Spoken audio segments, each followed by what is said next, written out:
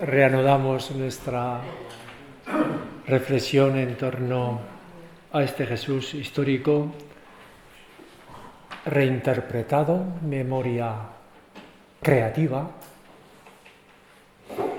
Y para terminar con la primera parte, me pregunto, ¿y qué es de todo el resto? He enumerado una serie de rasgos o datos que parecen, que se pueden considerar de manera crítica y fiable como históricos. Bueno, y todo el resto, por ejemplo, las parábolas contadas por el Jesús histórico, si las contó. Sí, eso no lo he dicho, pero está entre los rasgos también muy fiables el que Jesús contaba parábolas. No parece que eso haya sido inventado. Bueno, pero de acuerdo, por ejemplo, a Meyer, esas parábolas y otras muchas, pero las del buen samaritano y las del hijo pródigo no habrían sido contadas por Jesús. Solamente tienen valor o tienen más valor, es decir, resultan más inspiradoras para mi historia y para mi lugar hoy, aquí, para nuestro lugar histórico en la comunidad de los vivientes, que es el planeta. Son más inspiradoras porque las contara Jesús, aquellas que contó, que otras que tal vez en el recuerdo vivo y creativo de su tradición o de su memoria fueron creadas. Yo creo que no. ¿De dónde Jesús sacó la inspiración de las parábolas que contó? X. Sino de su fondo más profundo y verdadero, de su aliento vital, del espíritu que le anima. ¿Y de dónde salió la parábola del hijo pródigo, sino de ese mismo fondo, sea en Jesús, o sea en una comunidad, o sea en un poeta profético, inspirado? Es decir, aquello que mueve a Jesús es lo que mueve a toda persona y a todo lo que es en su fondo más profundo, ¿o no? Y a eso llamamos Dios, o vida, o aliento, o fondo, o creatividad, o relación, o comunión. ¿No? De modo que el fondo es el mismo. Y lo inspirador de Jesús es el fondo, llamadle humano o sagrado o divino, como queráis. Pero de ese fondo se inspiraba Jesús y también el que en su nombre tal vez inventó otras parábolas maravillosas, como las suyas. ¿No? Otro ejemplo. Si Jesús no fue hijo de madre virgen, ¿qué pasa con la Anunciación? Y que Jesús es un paréntesis, puesto que antes he hecho alusión a ello, que Jesús no fue hijo de madre virgen. Bueno, pues el mismo Meyer, sacerdote, exégeta crítico pero moderado y muy reconocido, dice, bueno, el dogma cristiano lo dice o lo confiesa como algo vinculante para quien quiera ser cristiano, pero un historiógrafo no tiene más remedio que reconocer que no tiene un fondo de veracidad o verosimilitud histórica la noticia de que Jesús fue hijo de madre virgen. De modo que eso es cosa de fe. El sacerdote dice, bueno, como historiador yo lo tengo que descartar, pero como creyente en el dogma lo afirmo. Esa dicotomía yo creo que no es coherente, ¿no? Bueno, pues Un historiador, es historiador, que ha escrito una obra hace unos años, hace unos 5 años escribió, o menos, escribió una obra sobre el Jesús histórico, como tal historiador, y él sostiene que Jesús no fue hijo de María y de José. Eso para él es claro. Igual que para él es claro que Jesús tuvo fama de ser hijo ilegítimo. Y eso explicaría, macer, es un término hebreo. Sería alguien, macer, que era señalado como tal, hijo ilegítimo. María tuvo a Jesús, que sería además su primogénito, pues sería hijo de alguna relación pues extra o antematrimonial, no sé, pero en cualquier caso Marguerat otorga fiabilidad a la noticia, en el fondo, a la noticia presente solamente en Mateo y Lucas, de que Jesús no era hijo de José. Mateo y Lucas afirman que fue hijo de Madre Virgen por obra del Espíritu Santo. ¿Cuál es la intención de Mateo y de Lucas? Decir que no fue hijo de varón, sino solamente de mujer, por obra del Espíritu. Eso se puede dudar, y muchos teólogos lo han puesto en tela de juicio, ¿no? El que los evangelios quieran enseñar como objeto de fe y de inspiración divina el modo biológico, virginal, sin varón, en el que Jesús fue concebido. Bueno, hay, como he dicho, Meyer dice, muchas razones para no reconocer fiabilidad histórica a esa tradición, a esa noticia, pero Marguerat reconoce la mitad, es decir, que Jesús no fue hijo de José. No me queda muy claro, leyendo su libro, no me quedó muy claro si afirmaba que era el hijo del Espíritu Santo o hijo de un soldado romano llamado Ben Pantera, cosa que noticia o tradición, aunque es posterior, presente en el Talmud judío. También sobre la irregularidad del origen de Jesús hay algunas huellas en el Evangelio de Juan, cuando le dice: nosotros no somos hijos bastardos como tú, somos hijos de Abraham y no bastardos. No le dicen como tú, pero algunos han señalado que indirectamente le están llamando bastardo, macer. Bueno, y si Jesús fue hijo, si no fue de José, fue de algún otro. Para mí, eso hay que decirlo claramente. Y si Jesús no fue, incluso, si fue hijo de José, pues claro, normal. Y si no fue de José, sino de alguna relación irregular de María, ¿perdería por ello algo Jesús?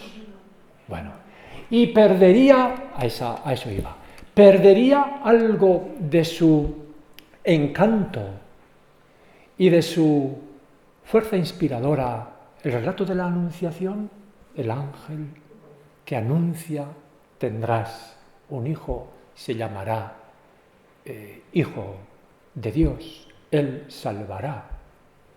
Tú eres bendita y el fruto de tu vientre es bendito, que le dice su prima Isabel. ¿Perdería poder inspirador el relato de la Anunciación? Para mí no perdería en absoluto, no solamente si Jesús fuese hijo de José, sino tampoco si Jesús fuese hijo de una relación extramatrimonial, o por violación, que es otra de las hipótesis, o por, no sé, o por relación, no sé, en fin, ¿qué más da? ¿Qué más da? A mí me da igual. Y el relato de la Anunciación para mí sigue teniendo el mismo aliento inspirador y belleza, ¿no?, en cada una de sus palabras y en la escena que recrea, ¿no? Bueno, ¿y si no hizo milagros? O sea, milagros entendidos como acciones sucedidas por intervención sobrenatural de una divinidad. Yo no creo en ese concepto de milagro, pero si Jesús no hizo resurrecciones tal como los evangelios cuentan, y ni apaciguó el mar, ni secó la higuera, ni multiplicó panes, ni convirtió el agua en vino, el relato de las bodas de Caná, o la multiplicación de los panes, o la tempestad apaciguada en el lago de Galilea, esos relatos tienen menos fuerza poética e inspiradora. El relato de los panes, dadles vosotros de comer. Es una llamada ética a compartir que tiene mucha fuerza. ¿Eso desaparece si no sucedió? Para mí no desaparece la fuerza inspiradora de esos relatos. ¿Y dónde está la fuerza inspiradora? La fuerza inspiradora está en el mismo relato, en la misma letra, en el mismo texto, ¿no? Está en la inteligencia, el alma, la sensibilidad de quien creó este relato. Está en la comunidad que hizo posible que alguien concibiera y pusiera por escrito tal relato. Bueno, ¿y si no pronunció las bienaventuranzas? Las bienaventuranzas tendrían menos poder inspirador si no las hubiese pronunciado a la letra tal cual Jesús, aparte de que no sabemos exactamente en cuál de las versiones las habría pronunciado. No, hay ahí un alma y una llamada, inspiración, digo, ¿no?, espíritu, que en último término, para mí es muy relativo, que haya surgido de la sensibilidad de Jesús de Nazaret, hombre de carne y hueso como nosotros, o de cualquier otro o de cualquiera otra, ¿no? Y si el sepulcro no estaba vacío, el relato de Jesús apareciéndose en la mañana de la Pascua a María de Magdala, que llora 3 veces en el relato, está en pleno duelo reciente y busca afanosamente y se empeña en aferrarse a la presencia perdida, mientras que el resucitado le insta a que descubra la presencia más allá de la presencia física, como tiene que suceder de alguna forma con todas las personas que hacen duelo. El duelo, las heridas del duelo se sanan cuando se recupera la presencia de otra forma, ¿no? Bueno, pues ¿qué es la resurrección? ¿Qué es la aparición sino esa sanación del duelo, esa resolución del duelo en una presencia evidente, dolorosa, en plena ausencia palpable, una presencia evidente? Bueno, pues a eso es a lo que todo duelo debiera conducir. Lo que dice Flavio Josefo: aquellos que le habían amado no dejaron de amarle. Es decir, el duelo les condujo a María de Magdala en primer lugar, seguramente, y ella les movió a sus compañeros y compañeras discípulas, les movió a dar cabida en su corazón y en su pensar y en su sentir y en su acción a esa presencia del ausente, como presencia indestructible, inmortal, viviente.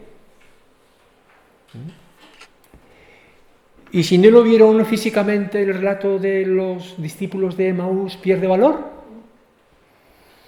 No. Igual que la historia del Principito resulta reveladora y encantadora de lo más humano en lo que tiene de sombra y de luz, pues por igual el relato de los discípulos de Emaús me parece que tiene una enorme fuerza evocadora, ¿no?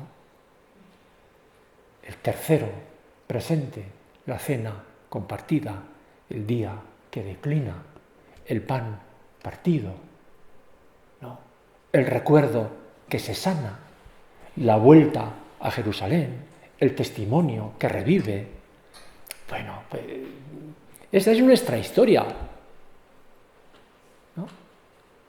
Bueno, pues me parece que hay que superar esa obsesión por la literalidad y esa obsesión también por la historicidad. Y con esto paso a lo que sería la segunda parte. Bueno, o sigo con el mismo tema, pero otro punto. El cuarto punto sería: ¿y si Jesús ni siquiera fuera un personaje histórico? No es esta mi tesis, por todo lo que he dicho hasta ahora. Pero creo que es bueno planteárselo y asumir también este planteamiento como posible. Para un hindú, esto lo ha escrito Raymond Panikkar, teólogo cristiano, ¿no? Cristiano, budista, hindú. Él decía, fui a la India como cristiano, allí me di cuenta de que era hindú y volví de la India siendo budista, sin dejar de ser cristiano. Bueno, pues esa amplitud de mente, ¿no?, me parece que nos debiera llevar también a asumir. Bueno, no he terminado antes la frase. Raymond Panikkar utiliza el ejemplo de Krishna, una de las divinidades principales de la India, y dice: los hindúes se llevarían un disgusto si un día les dijeran que Krishna es un personaje histórico.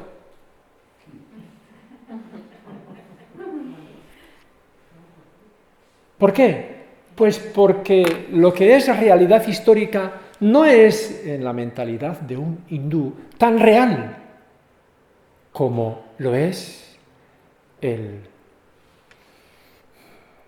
puro ser, ¿no?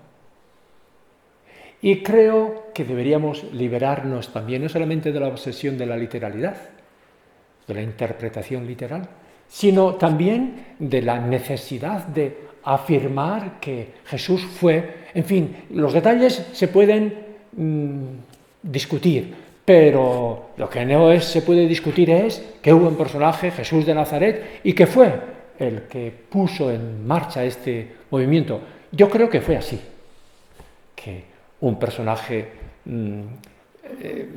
no común, Jesús, pues tuvo la fuerza y el impacto en su entorno para poner en marcha un movimiento que superó el trauma de su fracaso, de su condena, de su crucifixión, ¿no? Me parece que sí. Bueno, eso es lo que dice, aunque lo explica de una manera peculiar, Nanine Charbonnel. Nanine es una suiza, profesora de filosofía en Estrasburgo, especialista en hermenéutica y en lingüística y en lectura de la filosófica de la metáfora y tal. Bueno, pues Nanine. Y el apellido es Charbonnel. Charbonnel con 2 Ns, terminado en L de León. Nanine Charbonnel. En un título, no está traducido, igual que el de Marguerat, Jesucristo, sublime figura de papel. Jesucristo, sublime figura de papel. Es un libro, dice un autor, es un libro serio sobre la no existencia histórica de Jesús. Hay libros que no son serios sobre la no existencia histórica de Jesús. Este libro, dice un autor, es un libro serio sobre la no existencia histórica de Jesús. Discutible en esa posición, que para mí no es lo fundamental, enseguida diré. No es una mujer polémica y además ella lo dice, yo me siento culturalmente, enteramente cristiana, culturalmente perteneciente a una cultura cristiana. Y no tengo ningún resentimiento hacia la Iglesia católica y hacia ninguna otra, dice. Para mí solo cuenta la verdad y filosóficamente la verdad es apasionante. La verdad de los evangelios. ¿Y cuál es para ella la verdad de los evangelios? No es un personaje histórico llamado Jesús, sino que la verdad apasionante de los evangelios es que es una obra totalmente creada en forma de midrash. Midrash es una palabra hebrea que significa comentario un comentario en forma de comentario o en forma de relato sobre otro texto u otro relato anterior. La tradición judía ha sido siempre midrash, toda la Mishnah, la tradición oral judía y todo el Talmud, que es la Mishnah y la Gemara, la Mishnah y el comentario publicado, puesto por escrito a partir del siglo V de nuestra era. Bueno, pues eso está en el alma de la creatividad literaria y filosófica y espiritual judía, el midrash, es decir, el comentario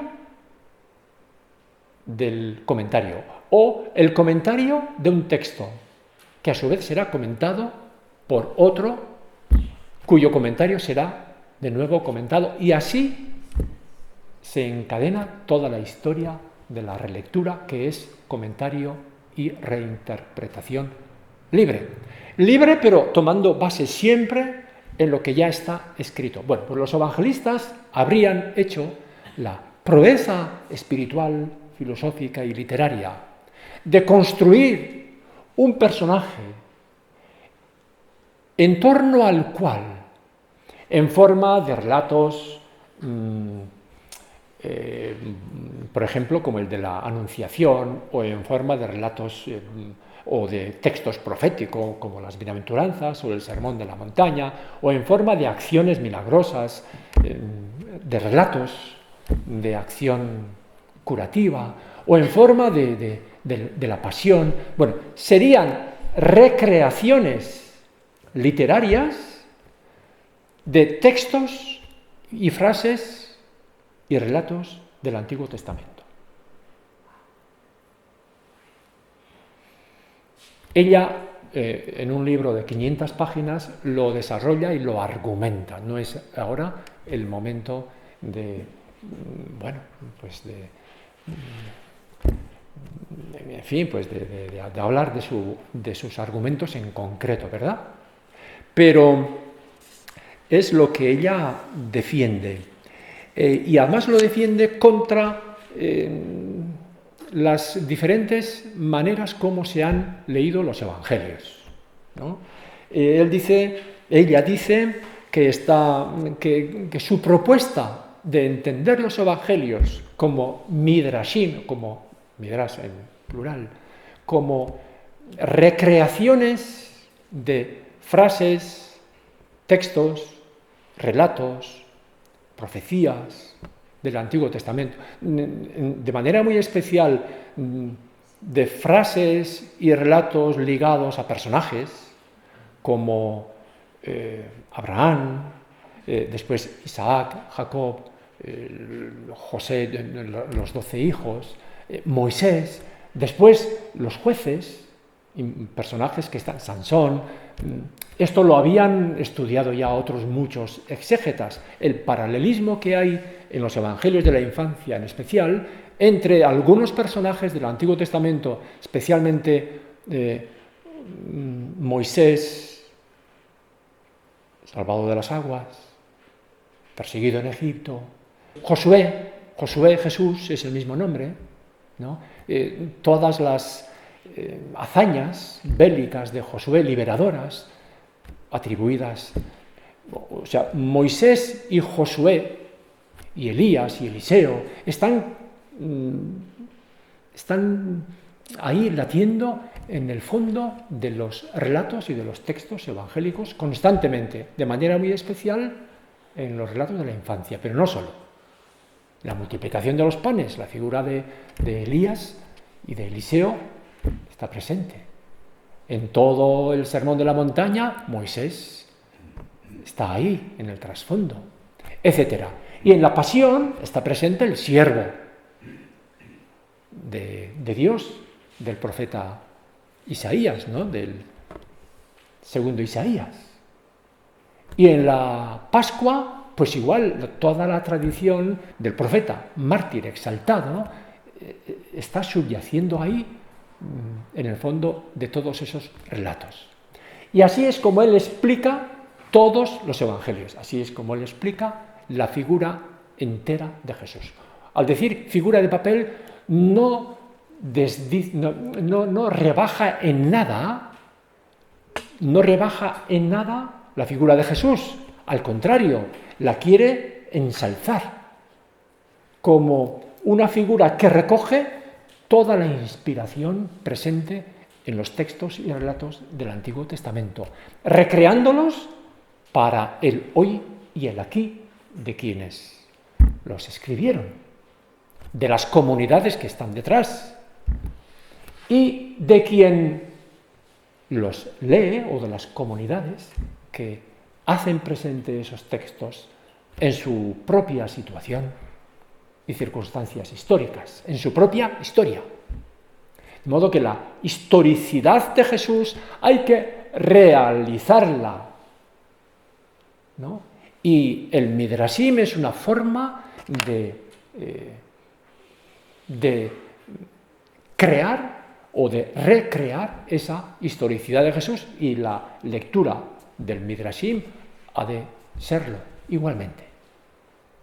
Esto no es ajeno, y ella lo cita. Cita dos textos que me parecen muy reveladores en ese sentido, ¿verdad? Un texto de la carta de Santiago que dice: llegad, Santiago 1:22, llegad a ser poetas del verbo, y no solamente sus oyentes. Claro, poetas. Poeta, esta es una traducción, en griego es poeta, pero poiesis en griego, poiein, significa hacer. Sed practicantes de la palabra y no solamente oyentes. Ella lo traduce aquí, sed poetas de la palabra. Sed poetas del verbo. El verbo es algo activo, ¿no? El verbo es acción siempre. Aunque sea un verbo pasivo, siempre se refiere a algo que sucede, a algo que se hace, ¿no? Ir, venir, es una acción. Bueno, pues sed poetas, sed actoras, sed actores del verbo que leéis. Eso es lo que hace el que crea un midrashim y eso es lo que debe hacer el que lee un midrash o lee midrashim, ¿no? O sea, lo dice Santiago, que era un judío, ¿no? Y hermano de Jesús, por cierto, uno de los hermanos de Jesús. Y Orígenes, en su comentario, en una homilía sobre Lucas 4, sobre Lucas 1:1 y 4, dice Orígenes, uno de los grandes padres de la Iglesia, maestros de la interpretación evangélica. Dice, los apóstoles contemplaron la palabra no porque habían mirado el cuerpo del Salvador, sino porque habían visto el verbo. Orígenes. Los apóstoles contemplaron la palabra no porque miraron al Jesús físico, histórico, sino porque habían visto el verbo. Lo que ven es el verbo, con los ojos del espíritu, con los ojos del corazón, con el tercer ojo, que dirían los hindúes, ¿no? Ver el verbo, o ver el verbo en el cuerpo, o ver el misterio en toda forma. El misterio no tiene forma. Y al misterio llámalo como quieras, ¿no? Pero cuando los ojos se abren, el misterio se hace visible y palpable en todo, a todos los sentidos. Dios, si queréis llamarle, yo lo llamo Dios, también Dios. Y para decir Dios, digo también otras muchas metáforas, ¿no? Pero Dios para mí es eso, no es un personaje sobrenatural, ¿no? Bueno, pues ver el verbo, la palabra, que es a su vez activa en toda forma, ¿no? Y ser poetas del verbo. Pues eso es lo que diría respecto de esta autora, Nanine Charbonnel.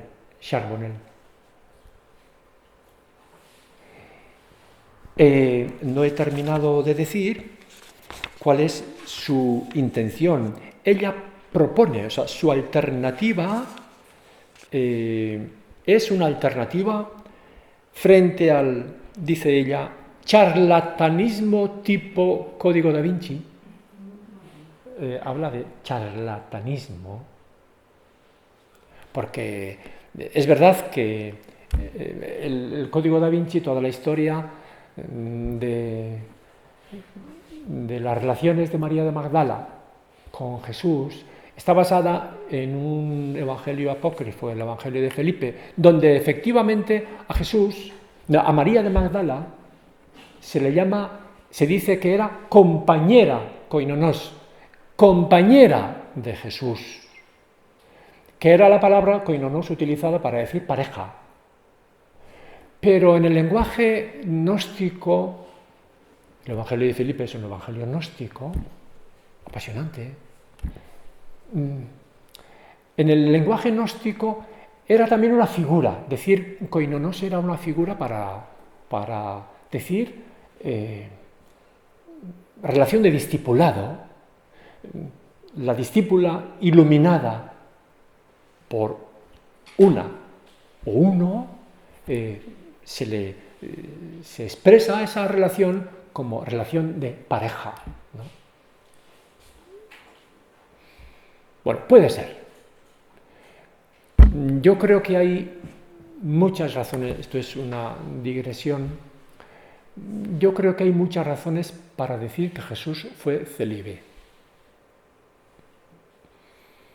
Célibe, quiero decir que no tuvo, que no estuvo formalmente casado, que tuvo relaciones con María de Magdala. Me alegraría infinitamente. Bueno, infinitamente, no sé, me alegraría que Jesús no.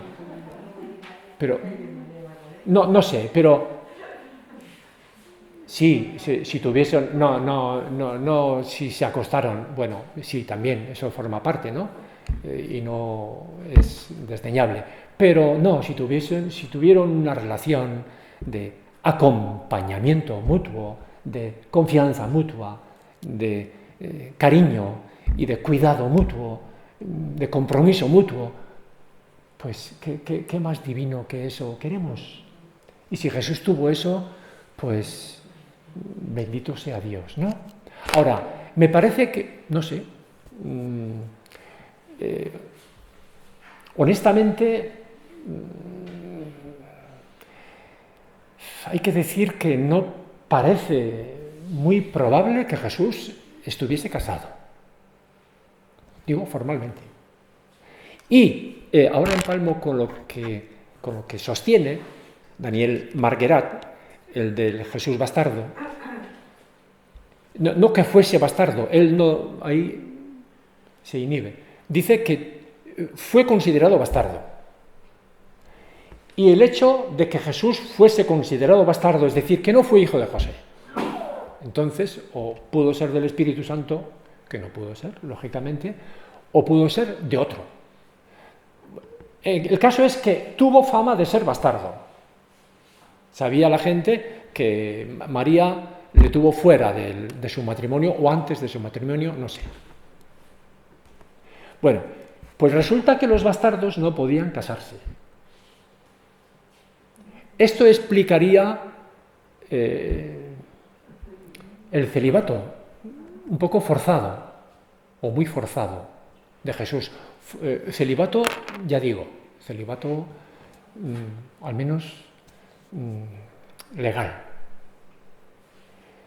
Igual que esto explicaría su postura un poco crítica con la familia patriarcal.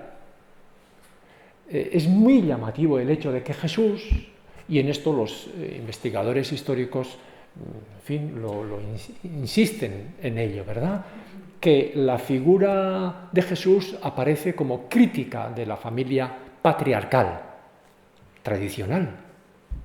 Entonces, y aún en buena parte, en sus consecuencias y manifestaciones, ¿no? Bueno, pues, y Jesús aparece crítico también de la figura del Padre, o el Padre está pintado con acentos no muy positivos, y en algunos textos y en algunos paralelismos entre madre y padre desaparece el padre, y eso ha llamado siempre la atención. Los que lo dejen todo para seguirme recuperarán casa, hermanos, hermanas, madre, y tendrán el doble cuando se manifieste el reino. ¿Y el padre? ¿Dónde está el padre? No recuperarán al padre. Bueno, es un detallito, tampoco se puede sacar demasiado de ahí. Pero dice Marguerat que es un detalle más, y él desarrolla otros, que se explicarían si Jesús tuviese, no que fuese, puede ser que fuese por obra del Espíritu Santo y entonces no sería bastardo. En fin, son nuestras formas de hablar, ¿no? Pero sí que tuvo fama de bastardo, y eso explicaría que Jesús también se consideraba tal vez bastardo, sabía que no era hijo de su padre, y eso le prohibía determinadas... también Jesús crítico de las normas de pureza y tal. ¿Por qué? Pues como bastardo, esa era su historia.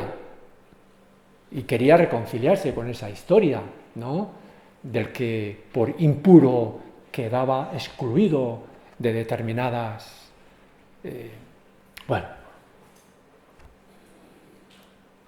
Cierro este paréntesis sobre ¿de dónde venía esto? Perdón. ¿Del celibato? Sí, del Código da Vinci. Sí, eso es. Bueno, del Código da Vinci. Entonces dice que ella no está de acuerdo para nada con la charlatanería del Código da Vinci. No tiene ningún valor histórico para ella, y si fuese histórico tampoco eso le dice nada a ella, ¿no? Entonces, tampoco su postura es racionalista. Dice, habla de la pusilanimidad del racionalismo. En la primera búsqueda del Jesús histórico prevaleció mucho el racionalismo, es decir, solo era real y solo era verdad aquello que está científicamente demostrado, ¿no? Entonces, claro, ¿cómo se explica que Jesús anduviese sobre las aguas? Claro, es que había unas piedras que no se veían en la superficie, pero que estaban muy poco profundas, y entonces Jesús andaba sobre esas piedras y los discípulos pensaron que andaba sobre las aguas. Una explicación de tipo racionalista de todo lo que aparentemente está contado en términos, pues no... En fin, un poco como los cuentos o como el Principito. No, pues déjale al Principito que sea en su propio estilo, que es precioso, ¿no? Y también está contra la charlatanería tipo Código da Vinci, contra la pusilanimidad del racionalismo y positivismo, y en tercer lugar también contra el moralismo reductor. No, tampoco ella quiere decir que lo que importa en los evangelios es que enseñanza sea radical o sea liberal transmite. No. Y está, por fin, también, esto les ha tenido que doler bastante, en fin, a lo mejor han dicho, bueno, esta autora no es exégeta y no sabe de qué se trata. Está contra la superficialidad de los estudios históricos sobre los evangelios. Y cita en concreto a uno de los venerables padres de la tercera búsqueda del Jesús histórico, que un libro así de gordo se titula El Jesús recordado, e insiste que Jesús, los evangelios no hay que leerlos como relatos literalmente históricos, sino como relatos de un recuerdo recreador, ¿no? Aunque Dunn es bastante ortodoxo y defiende la historicidad de muchas cosas que otros más críticos pues no defienden. En todo caso, su esfuerzo por distinguir en el Evangelio lo que es histórico y lo que no es histórico, para Nanine Charbonnel es superficial y estéril. Y Meyer cita también, es un inmenso trabajo que da vueltas en el vacío. Esos 4 volúmenes sobre el Jesús marginal. O sea, bueno, yo creo que tampoco hay que desdeñar el valor de estas investigaciones históricas, aunque a veces yo también tengo esa impresión de que tanto esfuerzo para distinguir qué parte de una frase es de Jesús y qué otra parte no es, y 12 páginas para dilucidar esa cuestión. Bueno, ¿y qué cambia? Nanine Charbonnel diría eso, pero ¿qué has conseguido? Y Bullmann, el gran teólogo que reconcilió en su enseñanza la fe más profunda. Yo tuve como profesor a un discípulo de Bullmann con quien tuvo amistad, y él estaba todavía, y René Marlé, que es un hombre conocido, y le visitaba cuando estuvo enfermo, y las cosas que le decía, era un hombre profundamente piadoso, ¿no? Bullmann, pero condenado por la ortodoxia protestante era protestante y no digamos por la ortodoxia católica, ¿no?